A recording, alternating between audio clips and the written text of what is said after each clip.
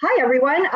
Good afternoon. My name is Priya Chaya. I am the Associate Director of Content at the National Trust for Historic Preservation, and I'm really glad that everyone was able to come for our panel. We Don't Know the Past, Understanding the Role of Creative Storytelling in Sharing History. The way this is going to work is I'm going to give a little context for the presentation, and then Phoebe and John are going to introduce themselves in a little bit more detail, and then we're going to spend the bulk of the time doing a Q&A and a conversation between the three of us. Well, primarily with Phoebe and John. And then we've reserved the last 20 minutes of the panel, 25 minutes of the panel for questions from you. So if you have any questions, please feel free to share them in the Q&A panel. I believe Kristen is going to take questions that you put in Feedloop and put them in there for me. But feel free to just ask them at any point during the session, and we'll take a look as we get to that part of the presentation. So again, my name is Priya Chaya. While I do work at the National Trust on digital content during my day job, I have become interested in recent years about the issues of multidisciplinary storytelling, particularly how it connects to talking and telling the stories of underrepresented communities. And so what I wanted to do with this panel was bring two incredible speakers to sort of share their perspective on that idea of work. And there's two sort of elements to this that I wanted to talk through before we got started. The first thing is back in July, Dr. Aaliyah Brown, who is now the Assistant Director of the African American Digital Humanities Initiative at the Maryland Institute for Technology and the Humanities, presented on the ethic of care for Black life. And during that conversation, she sort of set the stage of rethinking about some of our fundamental practices as public historians. Specifically, she talked about the term shared authority and how that has become the default framework for our work in oral histories and our work in communities. And during that conversation, she basically asked, why does a community collaboration always start with the language of authority and ownership? So that is sort of the first part of this conversation. The second part, I think, is embedded in a quotation I saw on Twitter in November it's a Toni Morrison quotation that was shared out by Raven K. Stringfield, who's a writer, scholar, and digital humanist, and a PhD candidate at the College of William and Mary. And she quoted, Toni Morrison is talking about William Faulkner and her interest in Faulkner, where she says, "My reasons, I think, for being interested and deeply moved by all his subjects has something to do with my desire to find out something about this country and that artistic articulation of its past that was not available in history, which is what art and fiction can do. It sometimes is what history refuses to do. I suppose history can humanize the past also, but it frequently refuses to do so for perfectly logically good reasons." And as we go through this conversation, those are the two sort of things we're going to talk about, is the role that art and interdisciplinary, multidisciplinary storytelling plays in connecting us as humans to our past, but also the role we as public historians play as part of that co-creation process. Thinking past those fundamentals about shared authority to how do we support and lift up those voices and as they tell their own stories. And Stephanie shared Aaliyah's great Twitter chat in the chat. So what I wanted to do, my job is going to be to sort of bring through these connections and ask the questions. But like I said, both of our speakers will introduce themselves in a minute. But I asked Dr. Phoebe Hayes, who is the founder and president of the Iberia African American Historical Society in New Iberia, Louisiana, and John Johnson, who's a poet and playwright and the executive director of the Verbal Gymnastics Theater Company in Washington, D.C., to speak today, because they both bring very unique perspectives and experiences on community storytelling. I'm so excited to hear them speak, and I hope that you are too. But before we start, if you attended the event that I hosted about a month ago, we have a warm-up question. And so I always think, because we're in the Zoom space and we can't really see each other, that this is a good way for us to see that everyone's alive and everyone is there. And you can comment in the chat if you're in the main Zoom room or in Feedloop. I'm going to sort of try and keep an eye on both. But the question is, can you tell me about what form of storytelling you are drawn to as a way to connect with your own history, Do you like books, film, theater, or historical monographs, which is okay if it's a historical monograph. And then if you're comfortable, tell us why that resonates with you. So if you want to go ahead and share that in the chat, either of the chats. See, and then Phoebe and John are going to try and answer the question in their own way as they do their own introductions. While we wait to see if anything comes in, I will say for me, it's a combination of theater and music, where I think both of those allow us a poetic form of expression to really think about how these stories of my past are connected. And specifically, the music side is the folk dancing of my parents' country, which is India, where my mother teaches folk dance. We grew up learning folk dance, and it was that sort of cultural element that really, really connected me with what it means to be South Asian American. So we're seeing, I like songs in Hebrew liturgy or oral narrative whenever possible, and then historical monographs, which again is perfectly valid. I'm seeing poetry, food communication, that's a good one. It's really great. And then the stories that my grandparents and my family members tell. These are really great.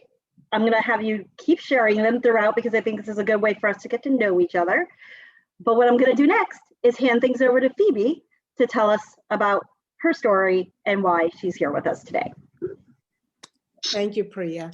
And I'm so very grateful that you and the conference invited me to speak. I'm very, very proud to be to share this panel with you and John also, who I'm just meeting, and I have such respect for his work also.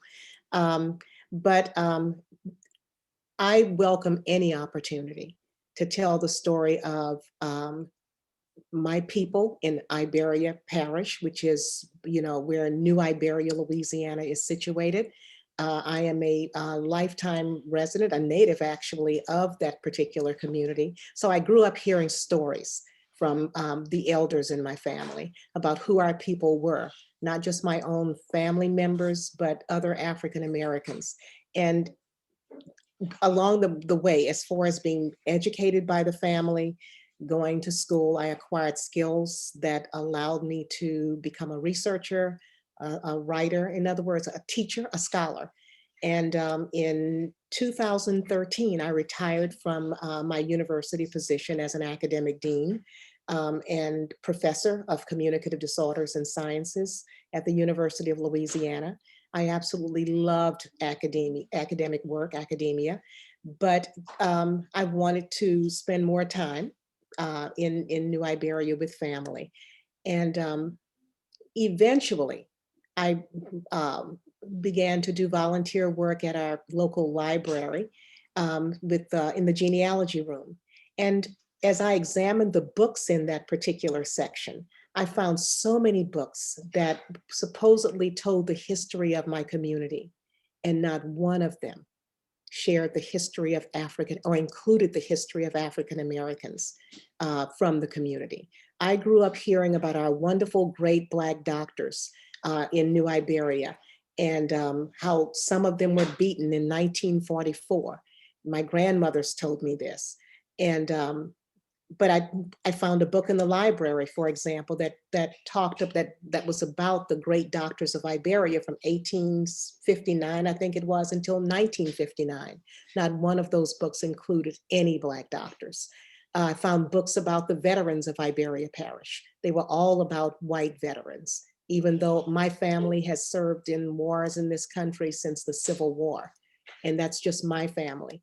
So I began to do research. And I found, for example, that it wasn't just the 4 Black doctors my grandmothers had told me about. We have over 21 Black doctors associated with Iberia Parish, including 4 of them were Black women physicians from the 19th century until the end of the Jim Crow era.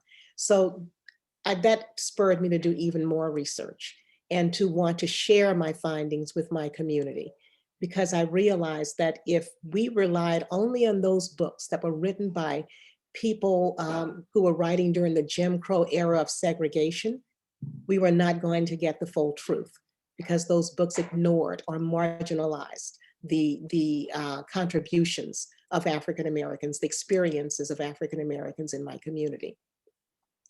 Black veterans who died in the Civil War, some receiving the Purple Heart in World War II. First casualty of World War I from my parish was a young Black man. None of their service, none of the family sacrifices were recorded in those books. Yet, I took veterans of different posts, some predominantly white, some predominantly Black, to a historically Black cemetery. And we found over 300 African-American markers of African-American soldiers from the Civil War, Spanish-American War, and on until Vietnam. And it was just an opportunity for us to have a visual representation of those families' service, of those veterans' service and sacrifice. Anyway, so this was important to me, that we tell the full truth, the full story. And being a researcher and a writer and a teacher, I wanted my community to have this information in its hand, but I did not want to rely just on stories. I wanted to present the evidence of the contributions and the experiences of our people. So, and I also didn't want it just to be a Phoebe Hayes effort. We had people in our community who had been doing wonderful research for many years. They weren't necessarily trained historians or academics, but they were community members who had taken it upon themselves to research some of this history. So I founded the Iberia African American Historical Society with the intent of bringing people together for a common cause, a common mission, to tell the true and inclusive history of Iberia Parish. And it's a multiracial group made up of people who have been doing this work for a long time, made up of university professors. And it's been a wonderful experience and effort on the part of everyone. Community leaders have worked with us. We are putting, and we have placed historical markers that we were able to purchase from the state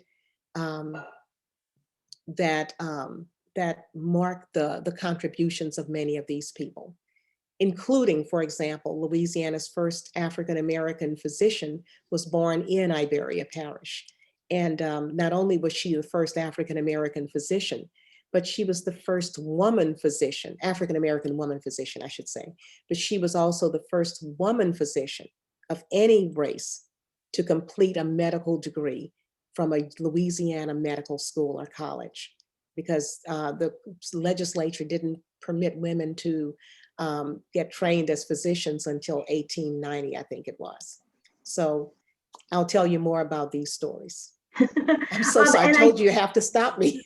That's okay. And I will, and we'll get into this a little bit later, but part of the reason I brought Phoebe on was because the Historical Society is working with the plantation that the National Trust has called The Shadows to tell their stories through a theatrical production with this amazing playwright named Ifa Baeza. And we'll talk a little bit more about that in a minute. And so I just wanted to put that context in there as well. Thank you. But John, if you can tell us a little bit more about you. And I'm going to jump in real quick and say that I know John because his company came to the National Trust after the events last year and used what he's going to tell you about, playback theater, to sort of help us think through issues of social justice and how we were feeling. And it was so effective that I thought he had to be on this panel. So, John. Hello, everyone. My name is John Johnson, as it is like right there somewhere. I am a storyteller. I love people's stories. I'm intrigued by stories. I'm also intrigued by the stories of where I come from and the people and communities in which I live. So my background is in theater. Up until recently, I've gotten into oral histories where I've sat down and talked to a number of community members over the age of 65 in Washington, D.C. And I mean, they tell fascinating stories. Like they're all these living people who are libraries, like, you know, Phoebe, and like just listening to her, you're like, okay, you can talk as long as you want because I'm gaining so much from your lived experience, you know. So I celebrate that. And I have some very basic principles. Human beings use the five senses. What they see, what they smell, what they taste, what they hear, what they touch and feel has like a little kind of duality in it. But yes, what you physically can touch and feel, your emotional state. And that's the way we experience the world. And also that's the way we tell other people about the world. How grandma's biscuits smell when I go over there. It paints a picture for you. And then those people whose grandmothers didn't make biscuits, you might get jealous, you know? It's like her grandmother's biscuits sound delicious. Oh my gosh, my grandma, maybe she can learn how to make some biscuits. I'm getting off on a tangent, but I'm saying those stories are fascinating, and how people tell those stories and the way in which they tell those stories are fascinating. And just to piggyback on Phoebe, African Americans are an integral part of that story, you know? And I think, you know, what I'm passionate about is making sure those stories are told and captured. And in addition to that, from getting into this type of oral history thing, you know, I wasn't trained, you know, in oral history communities, but like, you know, sitting in on those meetings, it seemed very sterilized in the way that I communicate with people. You know, like, so I was actually, the first way I got into oral history, it was a snowpocalypse in DC. We called it the snowpocalypse. But folks who get snow, you'd be like, that wasn't anything. But we were like shaking in DC for all the snow. And I helped shovel the porches of some of the folks who I eventually got to sit down and talk to them for hours. And in that process, they shared, you know, we're in their house while they're making turkey bacon. And the story that comes from them is so authentic and true. It's very different if I asked them to meet me in a studio and I recorded their story. You know, they talk about the pictures on their walls, and they talk about their family lineage that they remember in the moment. And it just adds to a very deep, connected, authentic way of getting to know someone. And then those stories stick to you. Like one of the other things that I hold at the forefront of, I say that stories are like human DNA, you know, and when you share your DNA with someone else, it sticks to you, becomes a part of you. You never forget that. Especially if it's compelling and you're connected to it. And sometimes you're connected to it because it is a total opposite of what you think. Like, they told a story that I totally disagree with. Either way, you're connected to it. You know, it makes you feel on the inside, that other sense that I was talking about. So in a nutshell, that's what I do. And we use the stories from people, or not we use, but people share their stories, and we take them and we theatrically allow them to come to life through something called playback theater, where it's like a conductor, someone like me who talks a lot, someone who's telling a story, and there are 4 actors and a musician. Folks tell stories, and then they get the cast, you know, the characters, but they always have to cast themselves in this story because people like to talk about themselves, and you see it come back to life. It is much more interesting than I can explain it. But that's what I do in a nutshell.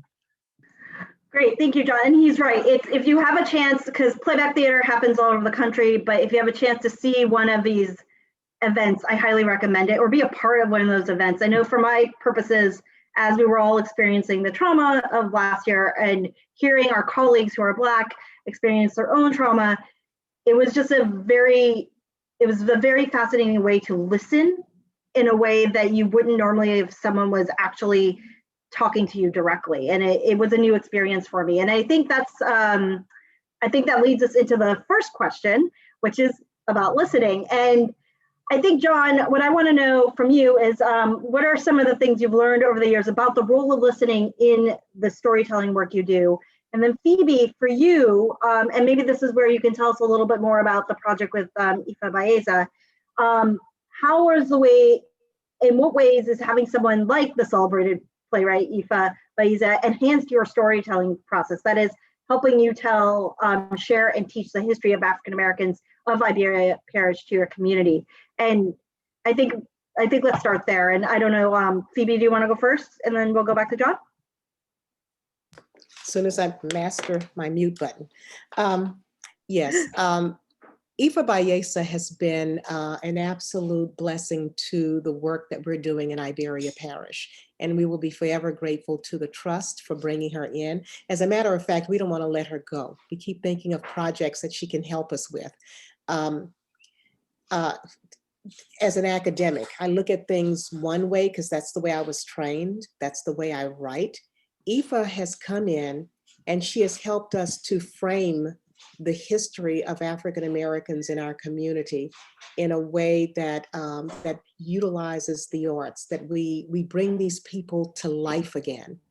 I was just thinking about, normally we have a writer's workshop on Saturdays. And I have, for example, there are 11 of us, and we're all writing plays, which started out as short stories, for example. Aoife has guided us to develop these plays that are much richer. Our people are much more alive. And I know that I will forever be grateful for how she has helped me to make my folks come alive. May I read just one section? Do I have time? Yeah, Of a you're good. work that I'm working on. And there's a little community called Nico Town that a lot of my family members are from. And because of my work with Aoife, I'm learning how to grab people's attention with some of the stories. So in Foss Point, Louisiana, along the Bayou Teche, a young mother sat in a wagon in shock. Nancy was being sold from her husband, children, extended family, and friends. Once she belonged to Acadian planter Josephat Broussard. Now she belonged to his daughter, Marie Aspacy Broussard, and her husband, Pierre Arsenault. As long as the old man lived, Nancy and her husband were lulled into believing they were a family. After his death, however, everything changed. All Josephat's property, including the human beings he owned, were divided among his heirs. Later, to raise cash, Marie Aspacy sold Nancy to a buyer in New Orleans. On the day Nancy was to be transported, she was placed in a wagon driven by a team of mules. She sat silently and stoically in the wagon, ramrod straight, shoulders back, head held high. All around her, family and friends wailed in grief. Her husband, Jean, and children cried the loudest and longest. Yet Nancy showed no emotion. She refused to make eye contact with anyone, locking her eyes on the trees in front of her. When the wagon started to move, Nancy threw one end of her crocheted shawl across her shoulder. This was the family's last image of her. The young wife and mother was lost to them forever. Nancy was my 4 times great-grandmother, and she died before the war ended. The family never saw her again. But my contact with Aoife Bayesa taught me that I could tell her story in a way that would capture her humanity and the humanity of the people around her, the others who were enslaved, and help people to understand that these are human beings we were talking about. Once upon a time, I would have written it in a lot drier but factually. So it's a way for people to understand that we're talking about new Iberians who lived a century ago, maybe, but they had people who, or 2 centuries ago now, they had people who loved them. And again, having Aoife Bayesa as a playwright come and help us to find our voices, our creative voices in telling these stories, while also protecting the integrity of these stories and the integrity of the family's lores, for example, that have been handed down, was very, was important to us, important to me. There was something else you told me you needed me to make sure I didn't forget. Oh, no, as I'm doing this. I think my one question for you is, can you describe the process of working with Aoife a little bit? You mentioned usually on Saturdays you have like a story, the community Yes. gets together and talks to her, but if you could tell us a little bit more about what that was like and why it was effective. Well, this is Aoife's 2nd time in Iberia working with us. The first time it was telling the full history, and she came down to help the community to claim the story of the famous jazz musician Bunk Johnson. And she worked with a group of us again in helping us to tell that story. And part of it involved bringing in community members who enacted the story that Aoife wrote, the play that she wrote, and performed the play on the grounds of the shadows. And it brought in people from all parts of the community. And this was actually the first time a story like this about African Americans or a famous African American like Bunk Johnson was ever told at the Shadows. At the Shadows, we learned about the Weeks family. We learned about Weeks Hall, but to learn about a man who eventually became his yard man, but who had been a famous jazz musician, who has been credited with teaching Louis Armstrong to play the trumpet. That was powerful. And again, it brought some attention to the fact that the Shadows was not just peopled by this white family. Aoife returned to lead a community or a group of community writers, and myself included, in writing our own stories about people and communities from Iberia Parish. And the way it works, we meet every Saturday under her direction. And it started out as us writing short stories or essays. She then guided us to change the voice of those essays and those stories so that they became creative voices. We made our characters and the communities, the contexts more alive and vivid. And one of the other things that she did that I really appreciate is that she brought in actors, professional actors, who actually acted out our plays for our benefit on Zoom. And we were able to hear these plays come alive through the voices of these actors. And other directors came and gave their input, their insights. For Juneteenth, I think it is, we are actually going to perform those plays. Hopefully with the actors. If not, we are going to actually perform our own plays. But this will be open to the public by Zoom. And I hope that many of you will look out for the announcement from the Trust so you can sign on to this. Yeah, I think if you follow the National Trust on Twitter, at Saving Places, and then I think we have a historic sites newsletter that we're putting out. So if you've signed up for Email for the Trust, it's something you can opt in on, and I can figure out a way for you guys to sign up so you get that announcement when it happens. But I believe it is, yes, supposed to happen around Juneteenth. Yes, and we're also still hopeful that we can still have a physical performance, an on-site performance at the Shadows, maybe in the fall. But we're going to play that one by ear until we have a better idea of when this pandemic is going to be over. Great. But you know, that's like I said, we're just hoping that we can keep Aoife. Yeah, she's vital to our work. Yeah, she's wonderful. So I was going to switch to John real quick. John, can you tell us a little bit about the role listening plays in your work? Sure. So there's always been a saying in my community, like, you have two ears, so that you listen twice as much as you should talk. I don't know if you guys have heard that. You know, like, so, and it, you know, you hear it all the time, but like, that's really how you, like, we are, you know, I don't know if you guys are familiar with the term griots, like yes. Storytelling before written words. There was storytelling, and the person who can tell the most interesting story is the person who gets to frame anything. Like, if you can tell a good story, that's what, you know, right. Storyteller has a value. And, you know, then if you can sing it, then you're an amazing singer. If you can do it with your body, then you're a man. You can tell a story with your body, you're an amazing dancer. So listening is part of it, you know, really listening, deep listening. And then, you know, becoming excited about the stories that you hear. I just want to tell a quick story, but I'm still listening. That's the answer. Listening. The 2 ears, but I want to tell a story too, because and it's connected to what we're talking about. So George Washington Carver, the Peanut Man, everybody knows him. You know, he is celebrated in the Black community, and celebrated as an American for all of the things he did. You know, they say the plant came from him.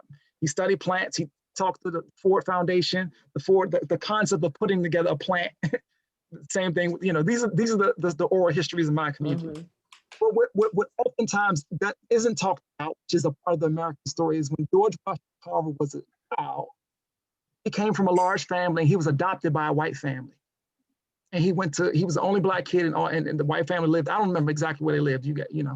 But and that's how he became Dr. George Washington Carver. They put him through all these academic institutions, and then he's the person who we revere. We call him the Peanut Man. But what they don't tell you is that this family that adopted him had their own biological child who was a girl, and they wanted to make sure that he didn't rape her. They got him castrated before they adopted him. So there are no other carvers, there are no, like, so although he's celebrated, and this family is all, it's the story of like, oh, look at this great American story. It's not the full story. Without that part, it shifts your narrative. Like, oh, okay, yeah, like, hey, other Black people, look at this Black man. Look at education. It's the way your way out. If you can just educate yourself, but we cut your nuts off. You know what I mean? Like, and like he had infinite potential as just a human being. He would have been brilliant wherever he was. You know what I mean? Right. So those stories need to be told because they make you feel differently. They give you the real America. So those are the stories I'm interested in. Those are the ones that need to be told. And everyone has that story. Like even and just to give it, humanize it even more. Oftentimes we talk about stories of life or death. Now, and someone's stories might be like, surviving cancer.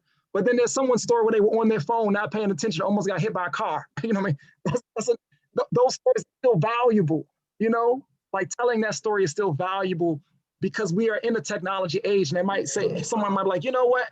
I know, it may seem like a simple story, but maybe I don't need to be on my phone as much. You might actually save someone's life by telling them a story about your ignorance and not paying attention, So all stories need to be told by all people.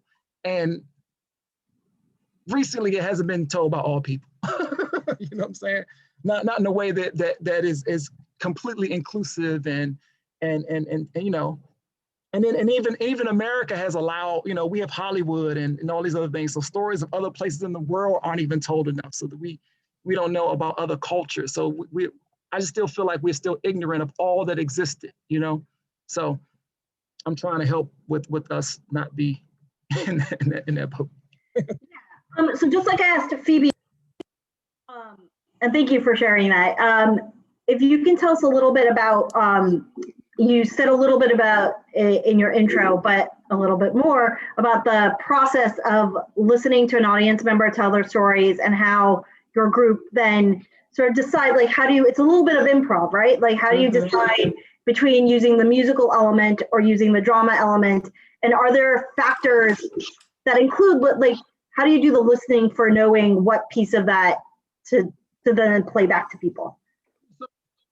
So we are having a show that's for everyone, and it's on Juneteenth, April 16th, and it's with the DC Public Libraries. I'll put my information in. If you guys shoot me an email, I'll invite you. It's great. It should be a great conversation. But it has a theory to it. Like playback is not, I use some of their theories, and of course, like I always tell people, they gave the Black man a trumpet, and he created jazz.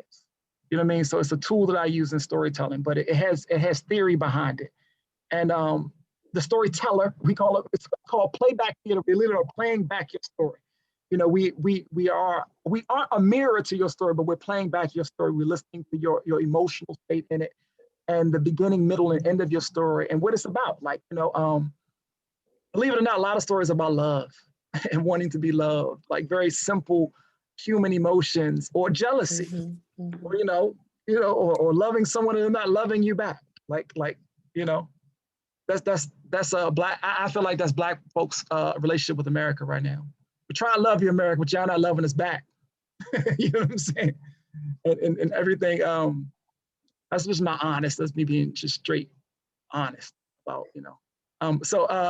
But yeah, so there's usually 4 actors and a conductor, and so the way our shows last anywhere between 60 to 90 minutes, and we initially just warm people up with, because the flip of this art form is we literally give the microphone to the people. So when you come in, there are 50 to 100 people, and we ask you what's on your mind, what's been going on. You know what I mean? So like someone may talk about, what would be on my mind today were the shootings of like these nail salons and stuff like that. That someone would talk about that, and we would play it back, and it would just inform the room of what's going on. Or someone might be like, it's raining, and I'm wet, and then the actors will become raindrops in the umbrella. So the first like 30 minutes or so is just letting the audience know that their stories will come to life.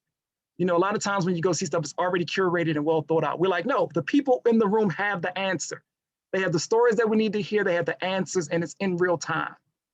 So it's the closest thing to like the internet when you went from a newspaper to like the internet, where you're like, why are we reading papers? We can find out what's going on right now.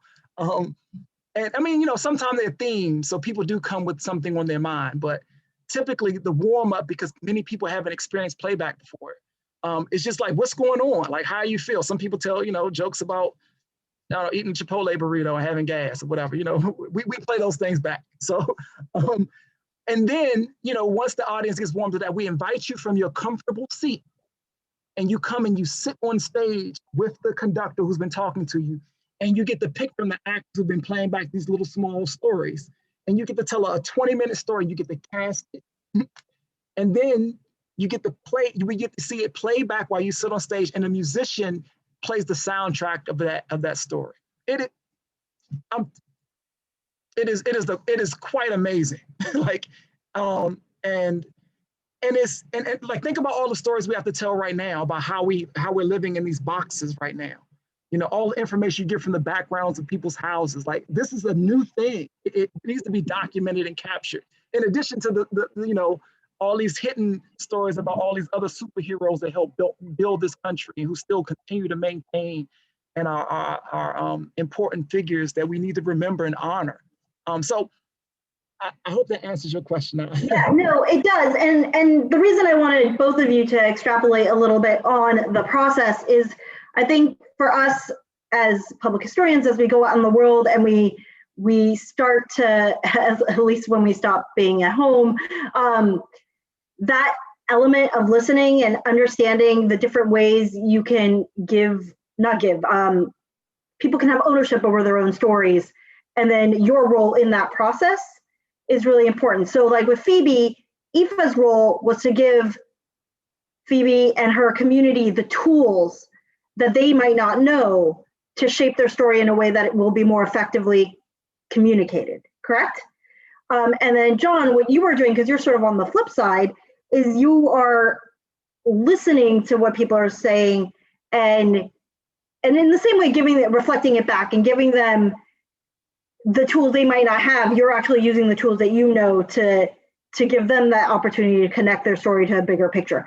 And I think as someone who experienced that, it was incredibly powerful because, you know, I guess it was last August, there was a sense of like hopelessness.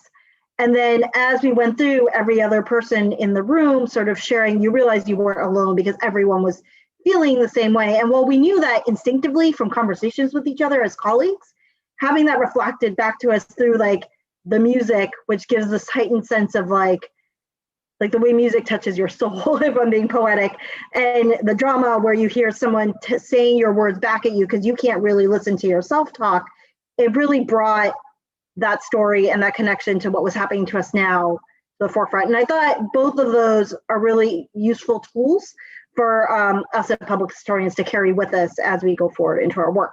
And I think that leads to maybe the next question, which we might have already addressed, but maybe you can tell me. But when we prepped, we talked a lot about this idea of giving space. And how does using storytelling techniques like this creative writing, or doing a play, how does that give space to voices that may have been ignored in the past in a way that you wouldn't get as a historian writing a historical monograph? I know I keep using historical monograph as an example. It's just what's coming to my head. I know we do a lot of different things as historians, but I don't know, John, if you want to start this time and then we'll go to Phoebe. I mean, so I think giving space, you said giving space. Define to me what you mean by giving space. I would like to hear what you mean. I think the way, and giving is a hard word because it implies that you are giving someone space that they already should own, right?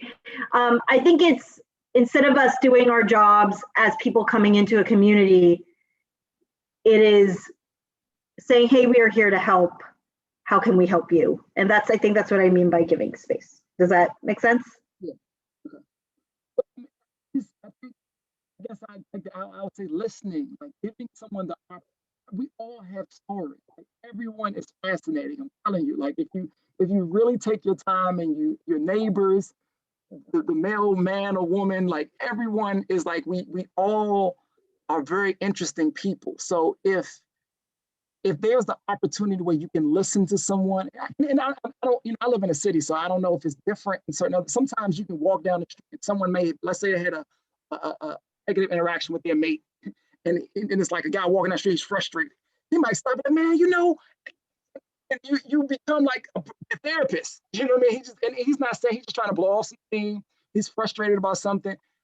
And if I ignore him, or I'm too busy in my own world, he didn't have that opportunity to just get something off his chest. He didn't, you know what I mean? And I hope I'm not framing this right, but like, just we like this. I hope this pandemic has slowed us down enough where we can just stop and listen and talk to the people who like, call your grandfather and your grandmother, and if you know what I mean, and talk to them, and listen to the things, and pick what you like and what you don't, but just listen to them, because they what they're saying is a lived experience, and that is so valuable, because what Phoebe is talking about is still trying to uncover those things from notes and I have a perfect example of that, and this is a real conversation. I remember my wife and I were at a dinner with some other artists. And, we always are challenging. We are. Everyone has, like, the one thing about artists is, like, many of them. I think sometimes we come together. We have different ideas, and we can still be in harmony, even though we may be so different.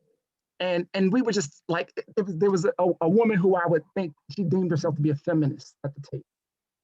And my wife was talking about her last name, and she was like, "Well, yeah, John, let's talk about her, her last name, Johnson."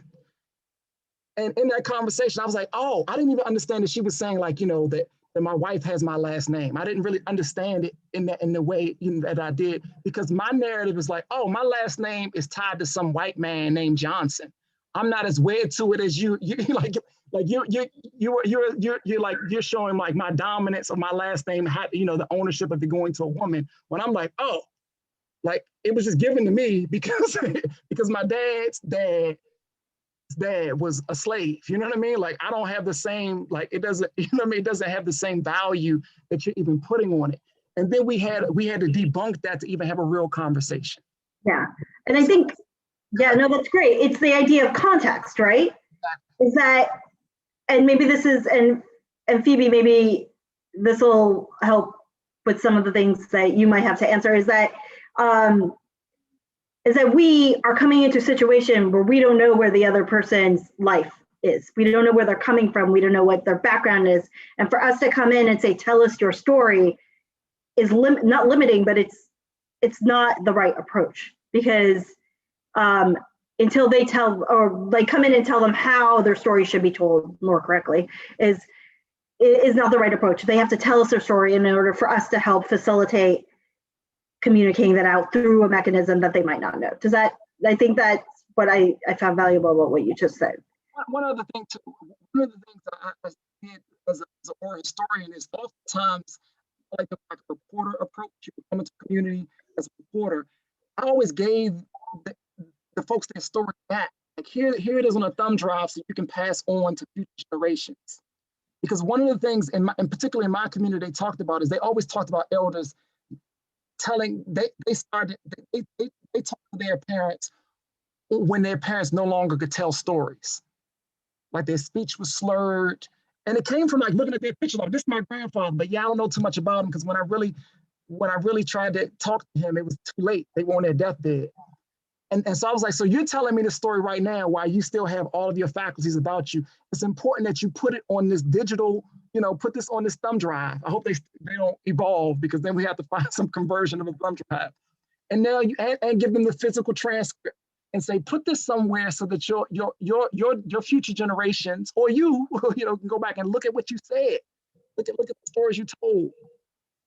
So I want everyone to be a historian, especially from people who've gotten their history stripped away from them. Like, that is one thing that's driving me. Like, we don't know how many generations we go back, and all of the stories coming from over these seas, so it's like, it's important that we capture all of the brilliance that we've done on this land. Definitely. Phoebe, we've been talking a lot, so. No, good stuff. Because we don't know how far back we go, so thank you. To the beginning, all of us. I can go back as far as once we came from Africa, but I don't know. I'm just. Who my people were. Yeah.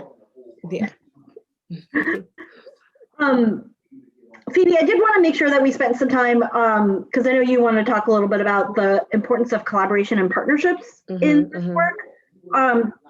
And before we do that, can I address this whole idea of how stories are presented through the different arts? Because that's a big part of what we do too. We recognize that the arts are very important. That's why I value so much what Ifa Bayesa has brought to Iberia. But one of the main reasons why I particularly endeavor to make sure we include the arts is because I want people to hear us as we're talking about this very difficult history. And sometimes just preaching at people, giving them books to read that's not the way to start a conversation. Sometimes we've discovered that when people look at, they hear a beautiful song about a life that has been lived in our community, a poem. For example, I told you, John Warner Smith is our latest, I think, poet laureate for Louisiana. And Mr. Smith wrote this beautiful poem about Iberia Parish's expulsion, the incident that resulted in the beating and the expulsion of all of the Black doctors from Iberia in 1944. And it was such a touching poem, as well as the NAACP leaders at the time, because the Jim Crow leaders of the parish did not want these very bright physicians and this one dentist to advocate for Black men and their families who just wanted a welding school. They wanted to take their GI Bills that they had after World War II and to become educated or get skills so they could become welders and enter the oil and gas industry, right? Instead of going back to fields after serving in the military. So the doctors brought in the NAACP and there was a huge backlash. So anyway, John Warner Smith, our poet laureate, wrote a poem about that incident. We had a play that was written about Dr. Emma Wakefield, the lady who was Louisiana's first woman physician to graduate from a medical school. We had an original piece of music that one of UL's professors composed and played for us at one of our tributes to her. We provide opportunities for IFA's classes are resulting in creative works. And you know what's interesting? People are so interested in these plays and the stories that they're based on because they read like fiction. They're creative. It's like reading one of Ernest Gaines' works, for example. You're reading about how horrible the Jim Crow period was, but people are able to get outside of themselves and just study the period through his words, through his eyes.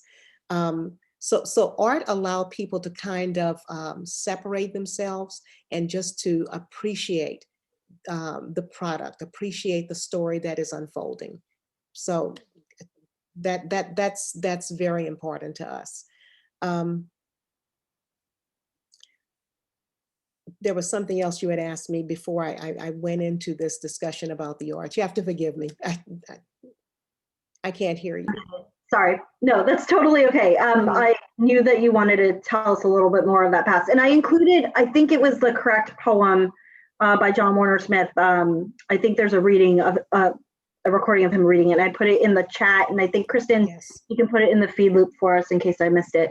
And Stinson Lyles enacted or dramatized that incident with the Black doctors in his podcast, Southern Hollows. Okay, And so that's he saved definitely John's poem there. Mhm. okay. So that's definitely what I just included. Thank you. I think we were talking a little bit about collaborations and partnerships and Yes.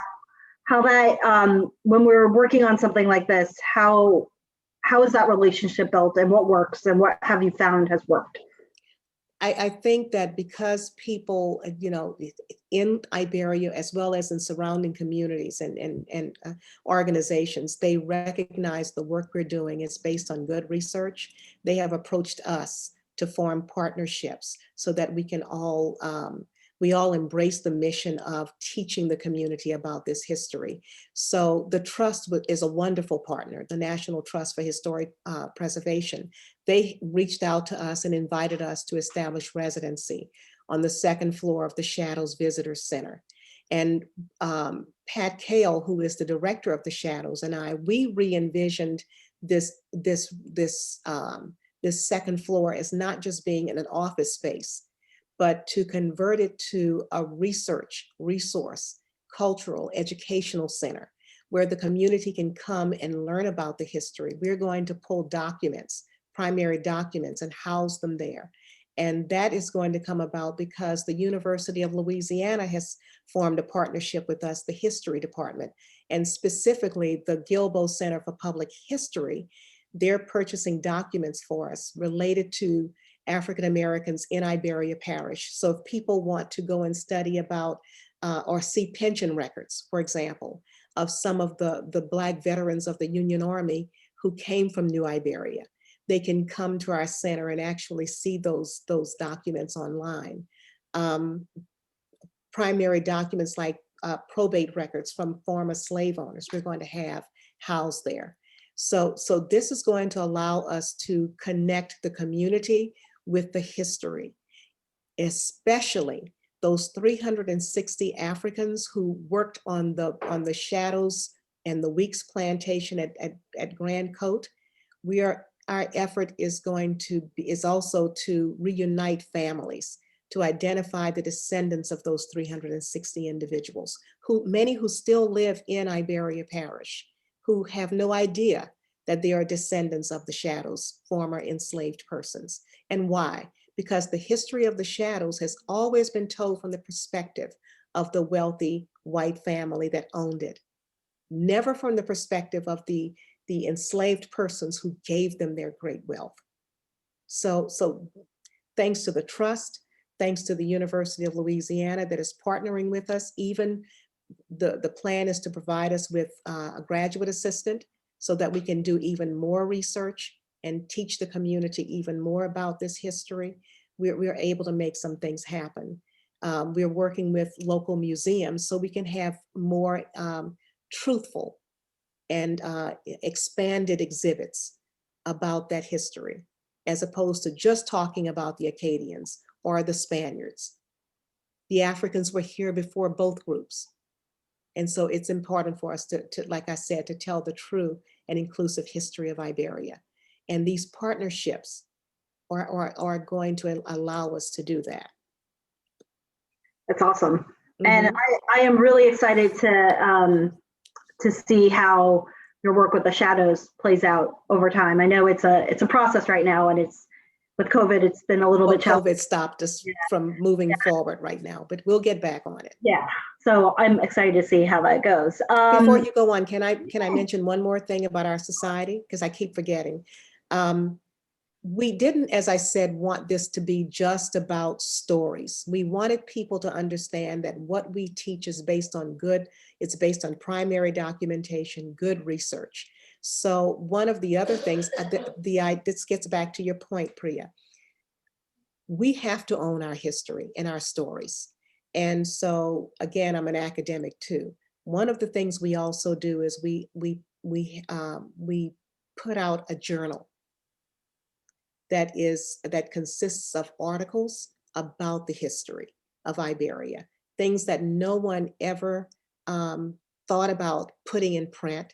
We have an editorial board made up of university professors or historians, people who know good research. So, and our members of our society, they all get digital copies, and we send hard copies to our libraries free of charge, because we don't want anyone to be denied access to these truths. So if you're a member, you can have access to the digital version. If you're a non-member, you can go to the local libraries, including university libraries, such as LSU's Hillman Memorial Library in Baton Rouge. It's all about, again, teaching the community something that they never heard of before. And we can't rely on someone else to write our history. When we did, we were written out of that history.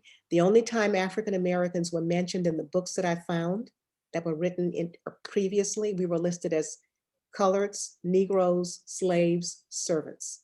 Oh, and darkies. We never had names. When the yellow fever epidemic just devastated the area in 1839, they never mentioned the names of the families that died, the children who died. They were just a Negro at a certain age level. Others, the whites in the community who died, had names.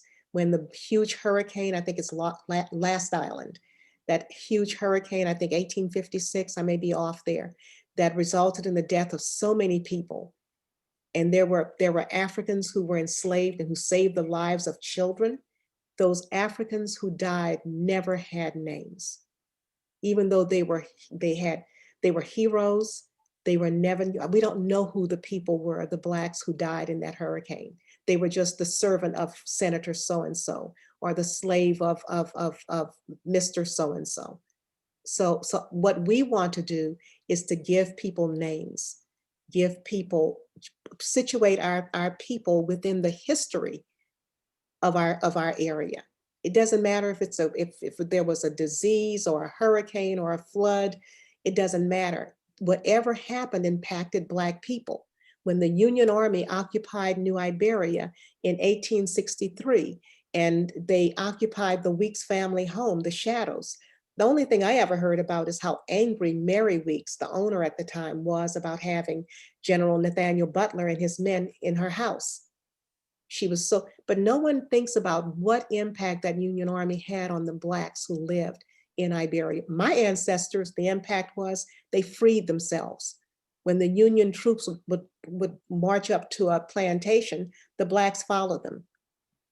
And I just went to a nearby city and I found the actual spot where they had what they called a contraband camp, where my ancestors went or traveled in a caravan of thousands. I think there were over 6,000 people who went to this particular area on their way to New Orleans.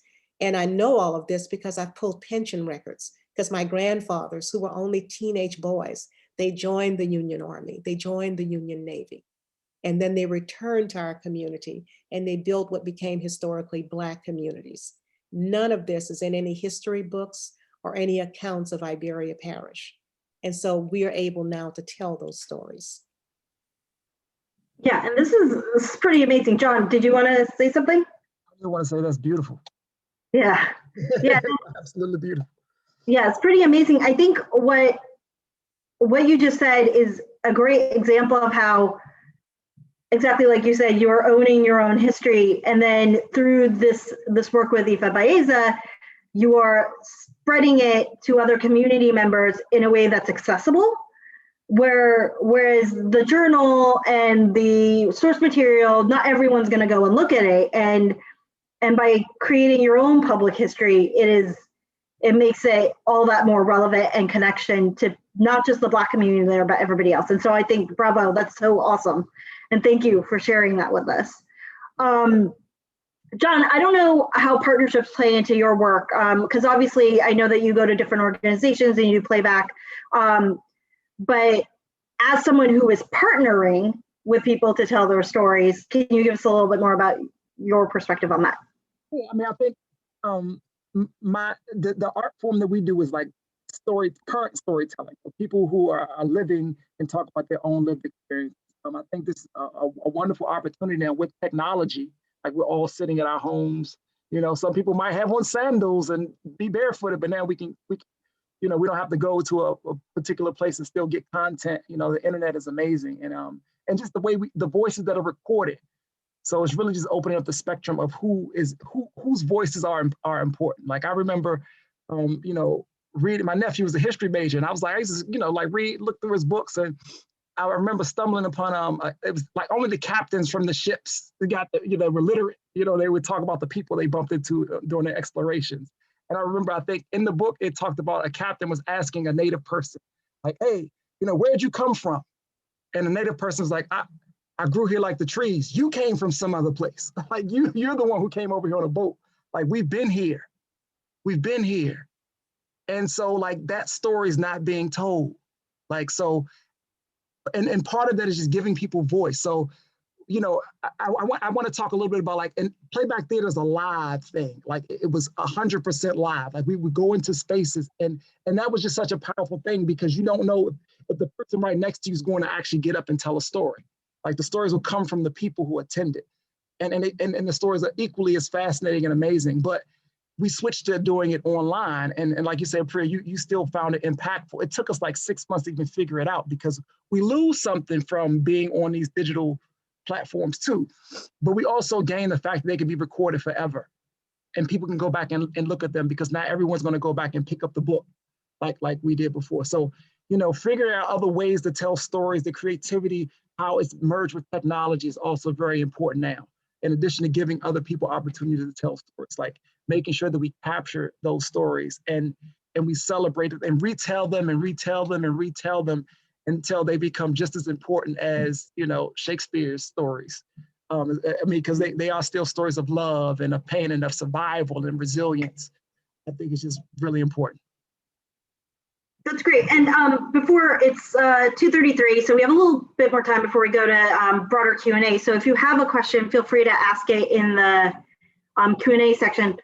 I have a last question, but I did also want to see my authority in the person asking the questions and see if you have questions for each other, because I know earlier we were having a nice discussion, so I just didn't know if, while we're all in this space, if John or Phoebe, you wanted to ask each other something. That wasn't me talking. You're mute, Phoebe.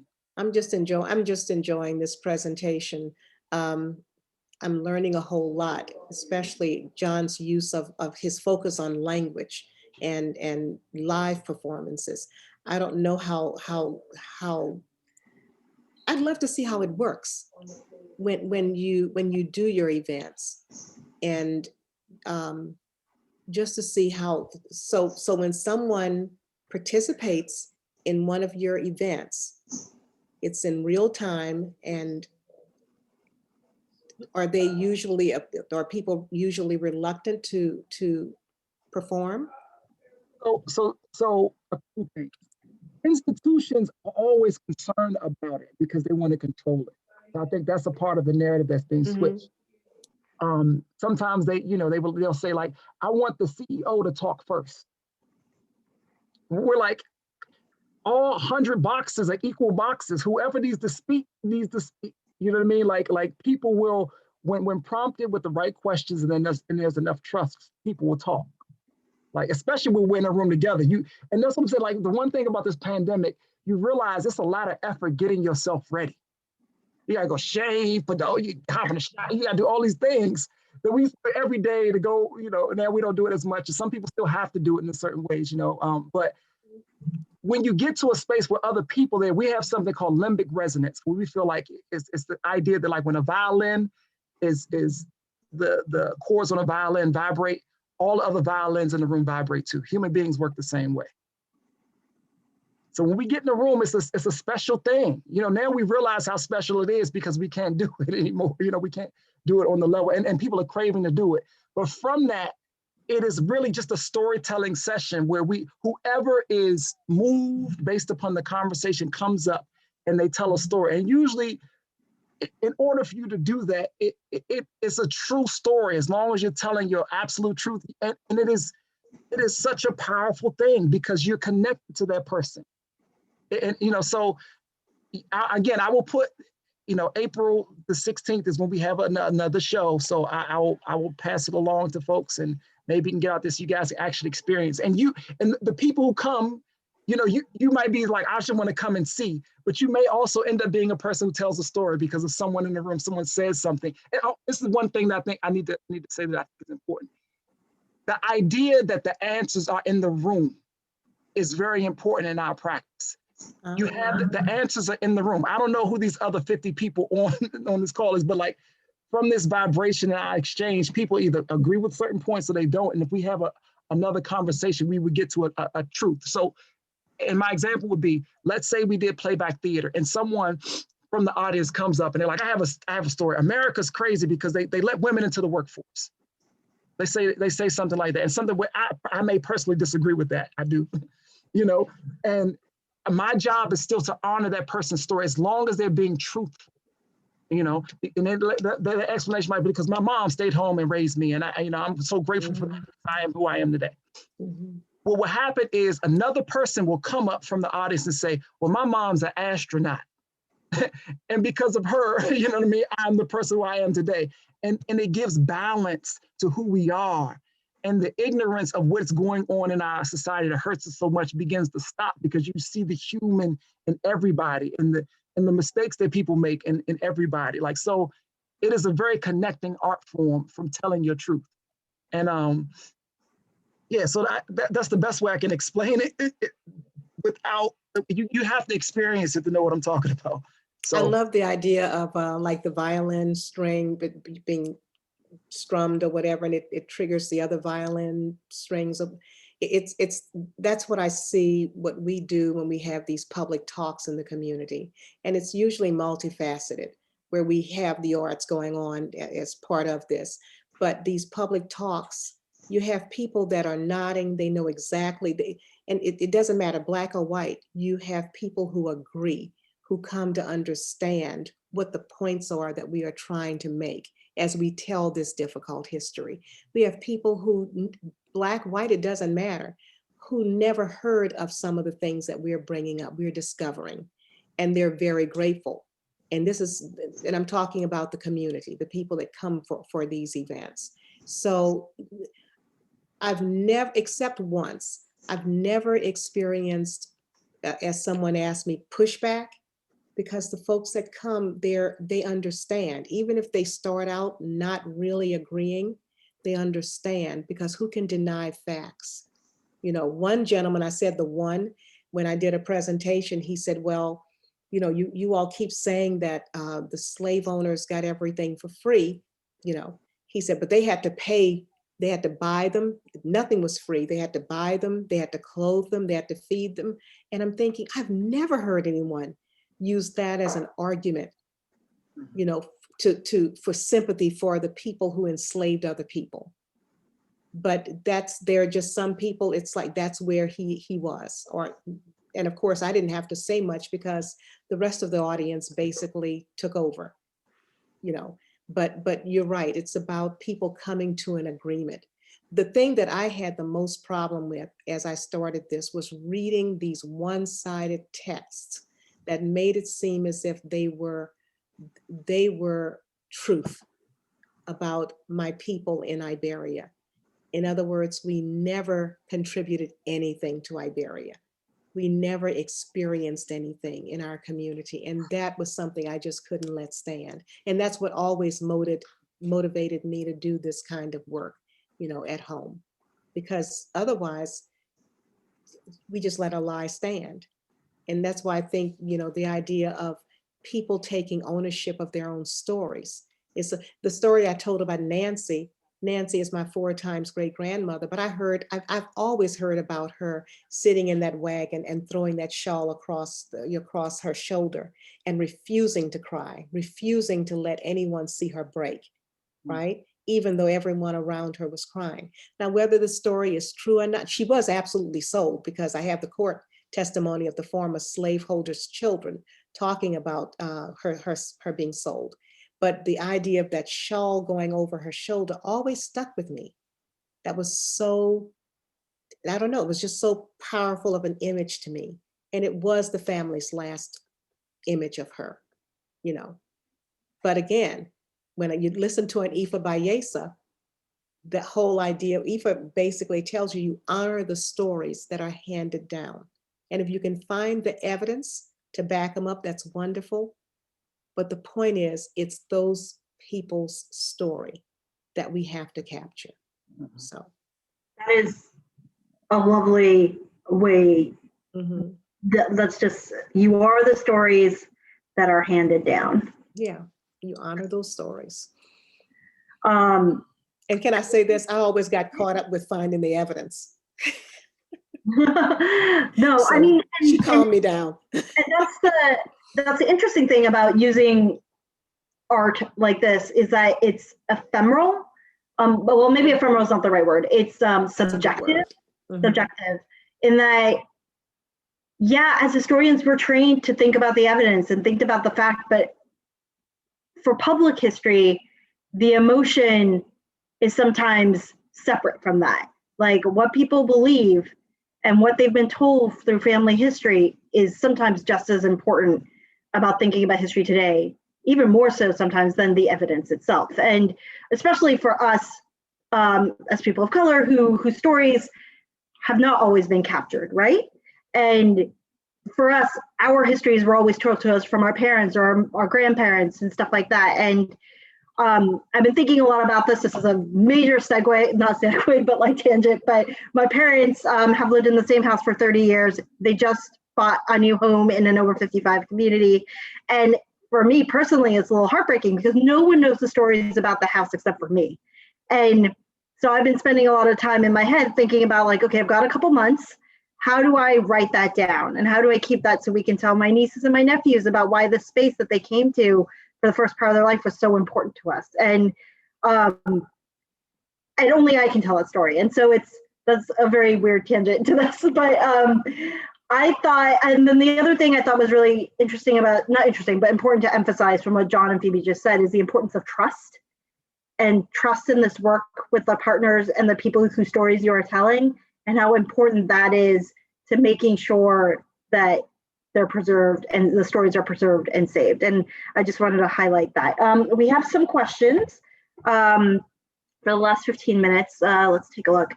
I see some in the feed loop. Again, you can also put them in the Q&A box on Zoom. But I hope I'm saying your name right correctly, but Ressi from Lowell National Historical Park is asking, have you ever worked with community members who are intimidated by the label of storytelling, either formally or informally? And how do you encourage your community members to share what they might be shy or feeling that they don't have anything worth sharing? And I think that works for both of you, actually. I'll start. Well, I'll start with the last question. When we have shows, there are 50 to 100 people. In the course of the night, we only get 6 stories told. So the majority of people are there listening. So just to invite people to listen. And then, you know, they will eventually either find their story or tell their story. And sometimes they might tell their story to someone sitting next to them on their way in or on their way out. And that's a connection you can't necessarily capture, maybe in sometimes the way we try to capture what gathering of people does. You know what I mean? Oftentimes we don't know all of the reverberations of gathering, I think. And can you repeat the first part of that question again? Yeah, sure. Have you worked with community members who are intimidated by the label of storytelling, either formally or informally?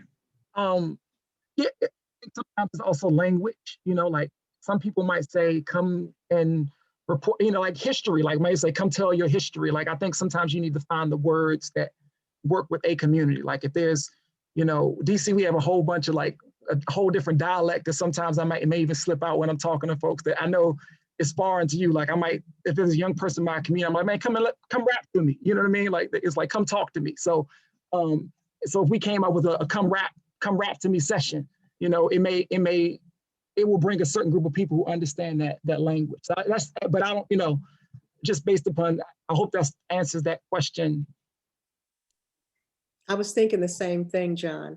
I probably wouldn't use the phrase or the term telling stories because I don't want people in my little conservative community who I'm trying to reach with truth to think that I'm making things up. Mm-hmm. So it's we have community talks as part of, you know, what we do, and And everyone knows that our standard is high when it comes to telling the true story of what has happened historically in our community. And so we've not had any problem with people in Iberia accepting. Now, those people who don't want to hear the truth, that's different. They just don't come. You know, that's the way I look at it. But we have, I think we have an excellent reputation from the community for in terms of what they expect us to present to them, that it's always going to be well researched and taught. And there are no debates. Even what we're doing in Aoife's class, you know, you can, a lot of wonderful books are written out there, creative nonfiction books or creative fiction, books that are written based on truth, based on factual events, actual individuals in history, and they're award-winning books. We have some people in our group, they are such phenomenal writers. Their stories, actually, now that I'm saying it, the Center for Louisiana Studies at the University of Louisiana, I've talked to them about coming and to some of our talks, and actually considering publishing this collection of plays or short stories. I think we're going to convert them back to short stories for the purpose of print publication. But we have people who have written wonderful stories based on truth, based on facts, that I think anyone would find interesting, you know, especially history buffs, you know. Great. I would buy that. This is a John specific question, but do you work with Story District in DC? District's wonderful. I don't work with them, but I've seen their work, and what they do is absolutely amazing. And Resi says thank you. I'm trying to see, are there any other questions? I do. What is Story District? Oh yeah. You can look them up, just because I'm not. But they're basically a storytellers. They go into a communities and they teach storytelling. Like storytelling has many many different forms, and they it's like an intensive. And then they have like a story, then they invite the community to hear their 6 or 10 storytellers. And they are amazing. Like the stories are absolutely, like people gather and they tell, like, you know, and they have different themes, you know, might be like your, you know, sometimes they are more like of love, you know, maybe in the month of, you know, Valentine's, but then they also may say, let's talk about inclusion and when do you feel included in your community? And they have a varying, but it's more of like a training of community members in the art of storytelling, and then like a showcase where they get to stand on stage in front of everyone and tell stories about a particular topic. Maybe they may get like 20 minutes a piece to tell a story in front of just them and the microphone. Yeah, Phoebe, I'll share the link with you afterwards. For everyone else, I am dropping it in the chat. You asked the question earlier. John, we're losing you. I think if you step back, we can hear you, but. Can you hear me now? Yeah. Okay. So you asked the question earlier about like how we like to receive information. I like comedy. I think comedians are the ultimate storytellers. And you know, and sometimes when you listen to comedy, even though people are laughing, they're just really telling the truth. And what you hear is how uncomfortable the truth that they're telling. So I love comedians and the way that they tell stories and how they really live on the edge. You know, they're truth tellers, honestly. I like that, because that's exactly what my point was. If you tell someone, you teach this difficult history and you frame it creatively, right? People are much more likely to listen or to see it, you know, and understand, and you're much more likely to change. Because you're right, comedians are always dealing with difficult social issues, but folks laugh, but they get it. So that's a very good. So a question just came in. Do you ever run into people coming to tell stories that are harmful to other communities? For example, like your example, John, of someone saying that women shouldn't be in the workforce. I understand everyone being able to tell their truth, but what happens when that truth can come at the detriment of other people in the room? So again, what happens in our, when we have, again, so I just want to put this in framework. Like, we've probably only been doing Zoom shows maybe during the pandemic, maybe 3 months in. You know, so like they were always live, and either they were an institution that invited us, like for professional development, but in the community, what makes a community is some sameness. Does that make sense? So when you say African American community, which means they have like a general understanding, or they've been framed in a certain way where there is a sameness. So if someone comes with something that's harmful and completely against community handles it. They reject that idea, or they listen to it like Phoebe, like, oh, the perspective of the landowner. You know, he was upset when the government said you can't own these people anymore, and this is a loss of wages. That's horrible. Can you imagine someone coming in and saying that your business is no longer viable? You know, like it's hard to hear when you think about it, but that was my people. You know what I mean?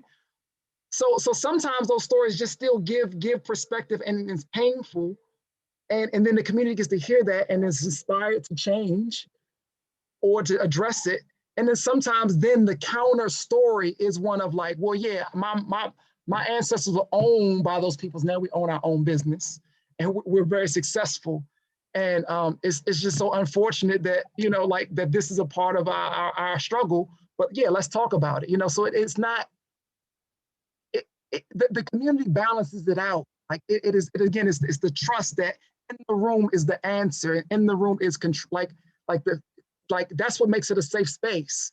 That someone can say something like that, and it be digested in a rebuttal through your own personal story, because that's the one thing that's important. It has to be your story. You know what I mean? Because you have to be connected to it.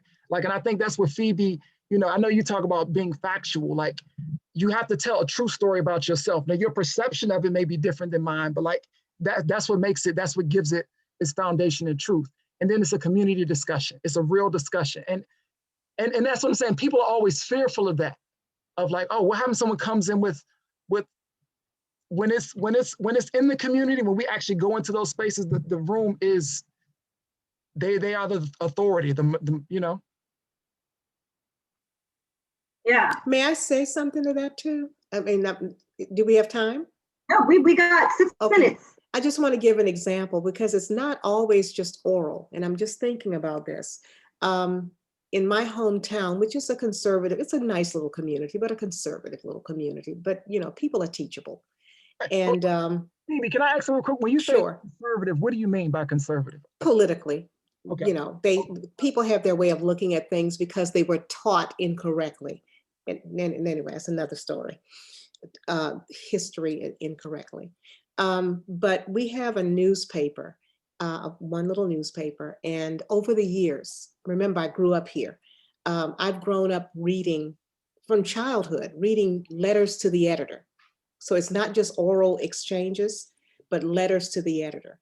And there are certain men, especially, I've never read a letter from a woman written in this fashion, where they act as if they are experts on race relations, on poverty, on whatever. And they're these people who believe that, you know, my family pulled themselves up by their bootstraps, other people should. And there are certain groups that are they just want everything given to them, etc. And again, I can remember when David Duke ran for governor or ran for senator, there were these horrible letters that he wrote that appeared in our newspaper. And but again, most times people just ignored them. Well, there was recently a letter, and then when I say recently, about 3 years ago, a letter to the editor where the gentleman wanted to weigh in on the discussion about the Confederate monuments and statues. But the way he started his letter, he started it by reviewing the history, giving an overview of the history of African Americans in slavery, enslaved people, and the enslavers. And again, talking about stories that are harmful. The way he handled it, he wanted to portray the slave owners as being decent human beings. And he said something like the slave owners, they were decent human beings. They didn't know that what they were doing was wrong. The idea of human rights was something that was foreign to them. So I wrote a response. And the response was that about how the enslaved people were decent human beings. And they did have a concept of human rights and a concept of freedom. And I recounted the narratives, what people stated in those slave narratives. I recounted things that Frederick Douglass stated based on his experiences enslaved. And he apologized. He still apologizes, because as he told me, this was not his intention to downplay the people who were enslaved. He thought he knew what he was talking about. All I'm saying is that if a narrative like that is harmful, as I told him, if he had just stuck to the story about his opinion about the Confederate markers, I wouldn't have said anything, because that was his opinion. But to try to tie in slavery and to try to whitewash the period and the slave owners as being good, paternalistic slave owners, that is something that I could not allow to stand, because that's harmful. That's a white supremacy story. You know, and again, it worked out well, because as I stated, he realized what he had done. So again, it's that idea of harmful stories. No, I'm saying in playback, it will hope that that guy and Phoebe are both in the room, because after he tells his story, she's going to tell her story, and then we talk very well now. Yeah, and he will never do that again. Right. That's great. Thank you for sharing that. We have 2 minutes, so I thought maybe this is an off-the-cuff question, but is there a piece of storytelling, not necessarily that you're working on right now, but a piece of theater, a piece of art, a poem or something that resonates with you right now, or that you're excited about? I will say, for my purposes, I am really excited to see the dramatization of Colson Whitehead's The Underground Railroad. I had known that they were going to do that, and then I saw the trailer the other day, and I was like, I'm really interested to see how they take this book that rethinks the idea of the Underground Railroad and then put it on the screen. And so I'm always interested to see how books translate to film. And as someone who studied early American history on top of public history, that period is always very fascinating to me, about how these layers of interpretation and storytelling work together. So that's the thing I'm excited about the most. I know this is a pop question. I'll go. Yeah, I'm doing playback, which is wonderful. That's my love. That's my religion. And I'm working on something called Let's Talk About Love, where I'm mailing people 6 questions, and they have to open them up on Zoom, and they're the same 6 questions about love. And then we're going to put them together and just, because loving during the pandemic is different. Like, it might mean not hugging someone. It is, and it needs to be recorded and captured. And so I just kind of put a little, question out there, or 6 questions, and we're going to see what the folks in my community think about love during the pandemic. And they're all Zoom interviews too, so we're all on our boxes. I'm not telling them, like, if they have a grainy camera, like, it's going to really capture these times, because everyone doesn't have, certain technology. So, but the interview is going to be the same. We're going to, like, merge them together. Cool. Well, maybe read it. Oh, well, you're asking what I'm working on?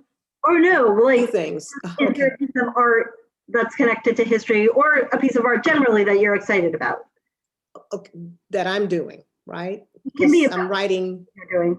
Yes, for example, so the piece that I'm writing for Aoife's class, that, as I told you, it's called Nico Town, and it's about my people, the community that my people founded after the war. and those soldiers came back and they established it. And they bought land. They gave some of the land for a church, for schools, etc. And some of it I have fictionalized, thanks to under Eva's direction, but it's all based on fact. And of course, I'm working on our next journal that includes stories about African Americans in Iberia Parish that need to be told. And I'm writing this book with a colleague on Dr. Emma Wakefield's life and that of her family. So. Awesome. Great. I'm going to share, we've shared links throughout about how you can learn more about the work of that Phoebe's doing and John's work with verbal gymnastics. I'm around the conference, so feel free to private chat me if you want to talk more about this. Otherwise, thank you so much, everyone, for coming and listening to us talk. And then also, Phoebe and John, thank you so much for agreeing to talk with us today. Thank you so much for telling your stories and your truths and your experiences. I really appreciate it. And have a great day. Thank you. Bye.